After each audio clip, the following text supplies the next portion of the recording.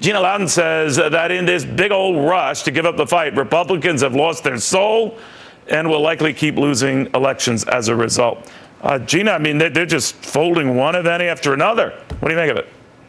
Yeah, I think that this is completely not going to work in their favor. I think that they're afraid of being called obstructionists, and I think that's almost laughable. If I were a Republican right now and I had a leadership position in that building, I would rock the obstructionist label. Neil, I would wear it for all it's worth, and that is exactly how I would win elections. But they cower because they don't want to be called names. Well, guess what? They're going to be called names, and I'm going to make sure of it, because this kind of behavior is exactly what's wrong. Let's tack on another $56 billion for our grandkids to pay for.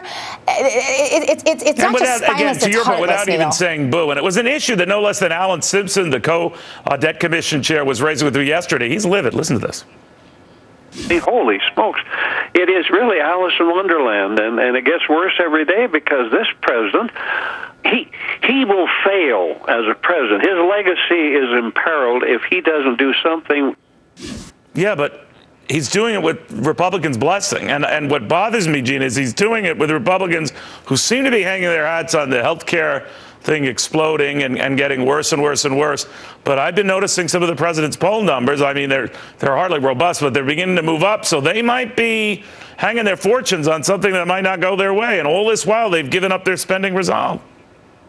Yeah, and the Republicans, to stand around and say, oh, I'm disappointed, that just does not gel anymore with the American people who are looking at in real terms. I mean, this is tantamount to me, saying to my husband, I'm just going to spend as much money as I want and just rack up whatever debt I want to and not worry about any sort of responsible budget and hand it off to my children and grandchildren. This is the same thing. And Obama gets away with this every time because the Republicans never say boo, just like you said. They have taken this again and again. They keep raising the debt ceiling, which I prefer to call the debt tent.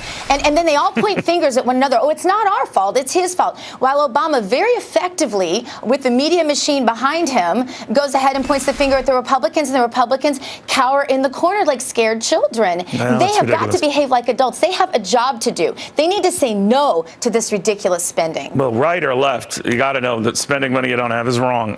But, Gina, always a pleasure. Thank you very, very much. Thank you, Neil. Good to be with you.